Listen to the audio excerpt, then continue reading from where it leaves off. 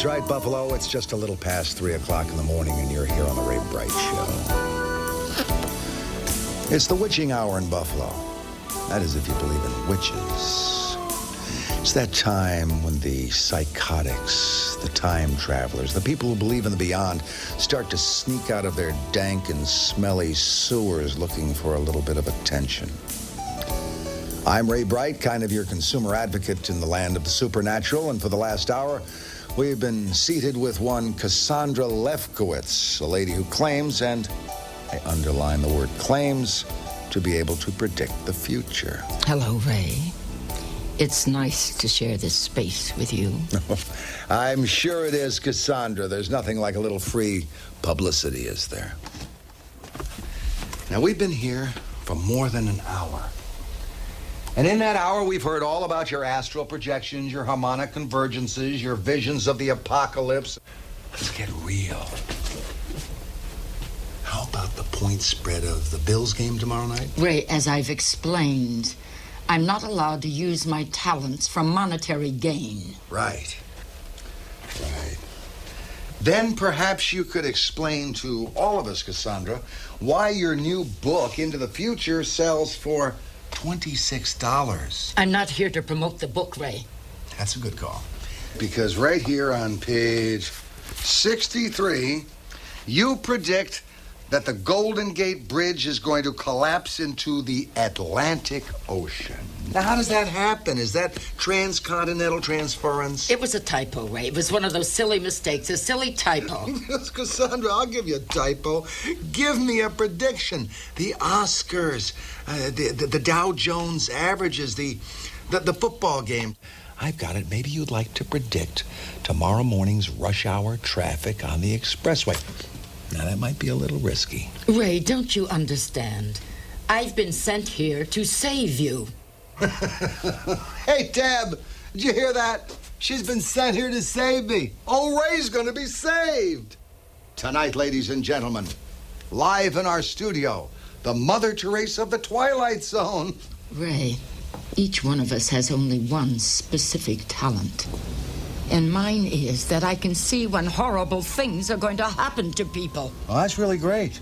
I mean, here I am buried in downtown Buffalo doing an all-night radio gig, and I'm interviewing zombies that bark at the furniture, and you say things are going to get worse? Sure you don't want to take a shot at traffic? I have a premonition, Ray. I see you confined in a small, dark space with lots of chrome, moaning and writhing and turning and... Hold on a second. Now, you cute little thing, have you been sneaking into my apartment while I haven't been there? Is this all about sex? Is that what it's about? Hey, Buffalo, I swear to you, this chick has never been inside my bedroom. Not in your wildest dreams of the future would that ever happen. You can joke, Ray. But I'm warning you. If you don't change, a terrible fate awaits you. Okay? Change number one. Poof! You're gone. Hey, Buffalo. I'm Ray Bright, and we'll be back after these commercials and a general hosing down of the walls in here. Cassie, you were great. They loved you. Ray, I'm not kidding. I'm warning you. Get real, will you? Goodbye. I mean, ciao. George's Used Cars. Open from 9 to 9:30 Hey, Debbie, who's our next victim? A woman with an alien in a box. That's great. It's my lucky night. Are we still on for breakfast? Of course. That's right, my Buffalo Billies. If you need transportation for going back in time, forward in time, or just around the cosmic block, channel your hide over to George's Used Cars on Delaware Avenue. You tell him Ray Bright sent you, and he'll beat any price in the known universe. And speaking of the known universe, my next guest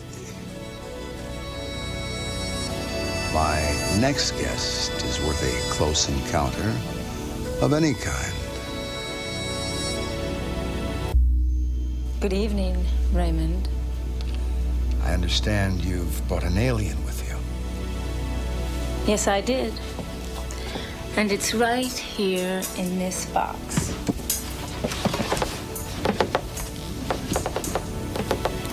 love the way you shake that box, Amanda. Buffalo, too bad you can't be in the studio with me tonight. Actually, it's probably better because I get to spend the evening alone with one Amanda Smith-Jones, a lady who's just too beautiful for radio. You're making me blush, Raymond. I love it when you call me Raymond. You okay? Just a little nervous. I was worried. I didn't expect you to be so nice. Hey, babe. I am a sweetheart. I'm a compassionate guy. I'm a guy who cares about people. Now, why don't you come on over here and sit down and make yourself comfortable? Well, Hey, talk to Raymond. Come on. Come on. Well, There. Now, no need for you to worry about anything. It's just you and me. So why don't you tell me about your close encounter with the alien? it was terrible. Oh, I'm sure it was. Go on. Well, it all started on a beach in Saint-Tropez. What were you wearing? Nothing. There I was, naked, all alone, when suddenly I had this strange feeling, this sensation and this quivering, and I looked up, and there he was, on top of me, He was on top of you? an alien, standing there. You poor thing. And within seconds, we were traveling upwards through space and time. And it got very, very quiet. I was in a cylindrical room on a white table, and two of them held my arms, and two of them held my feet. And they all took turns examining and probing me. Ray, we have callers. No calls. Go ahead. Anyway, when it was all over, they explained to me that they were from another planet. A place where they had eliminated evil and hypocrisy and hatred. And the solution is right in this box. Babe, what are you telling me a story like this for? What are you talking about? Hey, babe, I hear it all. Sex on Mars, Kennedy, Marilyn, Elvis, all hanging around down at a convenience store having a ham sandwich. What is a handsome woman like you doing in this place at 3:30 in the morning, feeding me all that mumbo jumbo? I thought you were going to believe me. Fine. You want a fantasy? I'll give you a fantasy. You and me, we leave here right now by limo. We check in at the Ritz Hotel downtown. We get ourselves the honeymoon suite. And I'll tell you what, instead of silk sheets, I'll give you champagne. Instead of time and space, I'll give you a trip to an astral plane that you've never even thought of being on before. Raymond, I'm very hurt. Fine. I'll take a look inside the box. Be careful.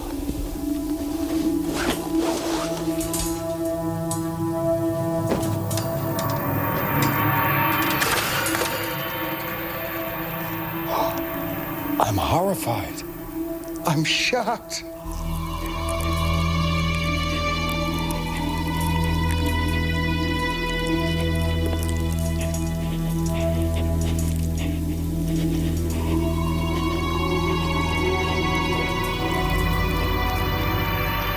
She's evil! She did this to me! Help me! Help me!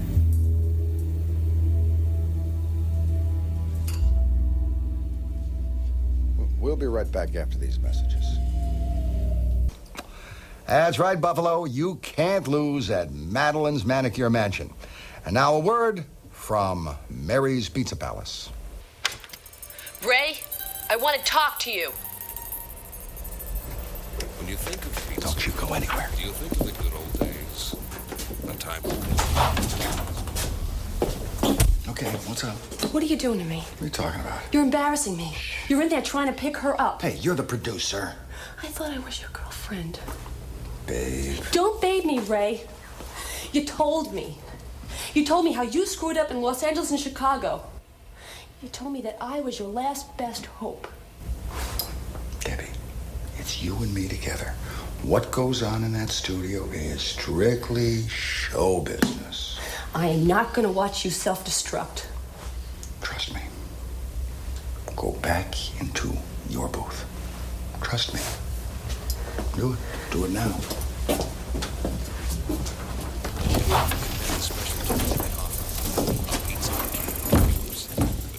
Technical difficulties. I see. You can always tell when you're doing a great show, you get people really angry. You keep up the good work.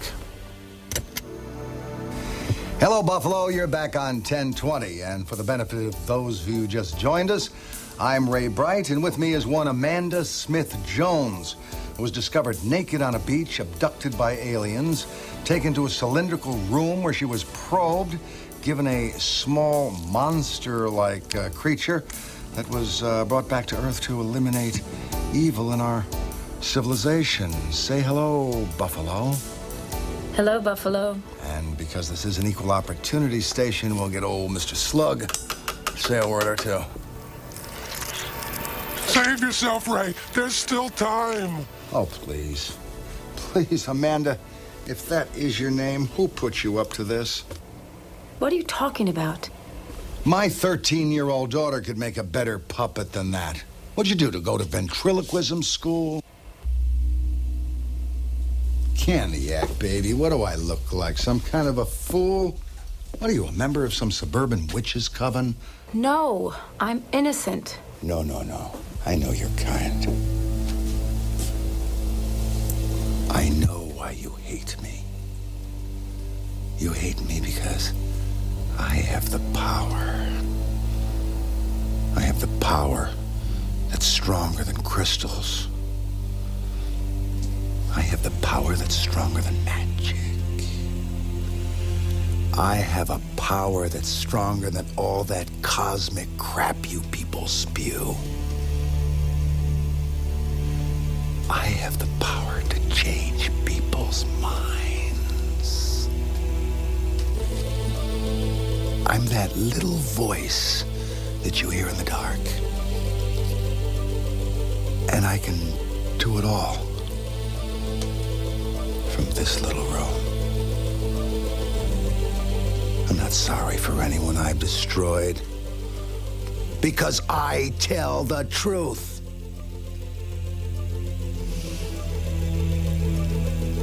And those people deserve to be destroyed.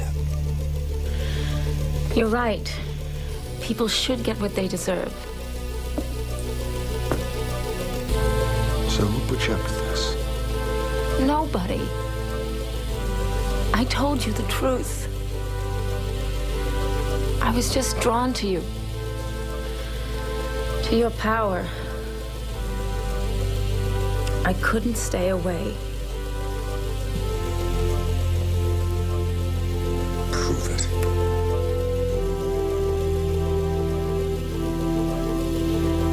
How?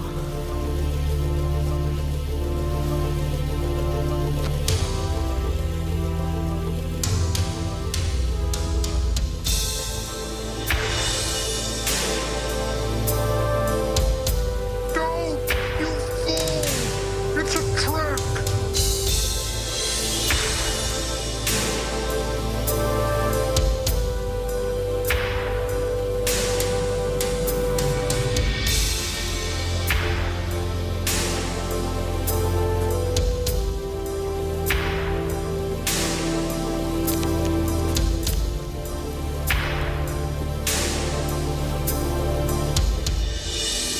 Buffalo, she tasted like a cool Georgia peach on a warm summer evening. Now, are you ready to believe me? Now I'm ready to believe anything. The creature comes from a planet, a universe that's a much kinder place than Earth. Kindness is nice.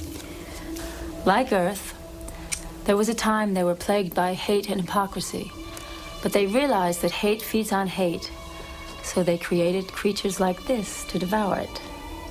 Where's the big deal?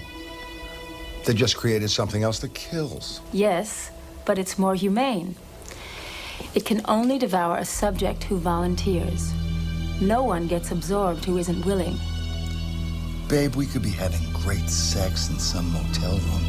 Instead, I'm sitting here tonight discussing humane death. Hey, Debbie, do you believe this? Terrific. Looks like I'll be going home, alone tonight?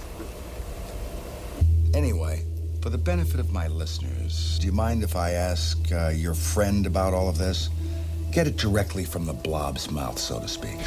I'm afraid that wouldn't help. Why not? You see, the creature doesn't have a mind of its own. It simply absorbs the personality of its last meal.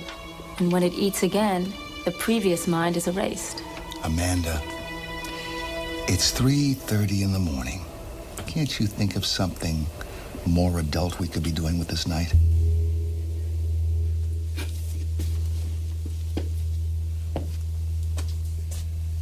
I think your little monster there is a fake. So here's the deal. I take a chance that Mr. Slugball here eats me. If he does, I'm dead. But if he doesn't, it's you and me in the Ritz Hotel honeymoon suite. I can't let you do that. Why not? Didn't you like the kiss? I know you wanted it. No, it's not that. I just cannot. Come on, pull the beast out of the box. But I insist. Hey, Buffalo. As my witness, I'm volunteering. You insist? I insist. Let's get it over with. Well, if you insist.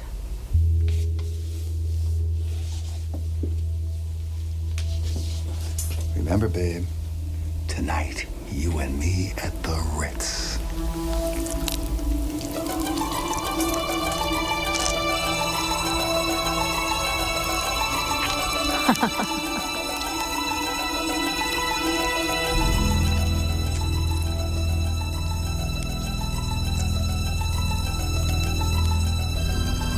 You fool! You fool!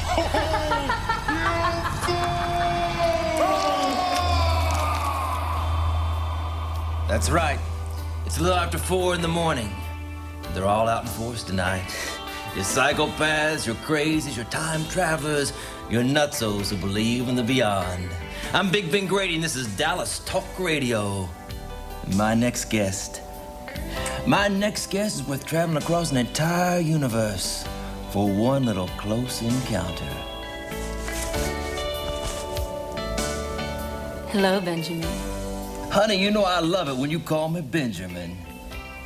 So what's in the box? A friend from another planet. Forsooth, Love Lawrence is already making me jealous. So do I get to meet him? Of course.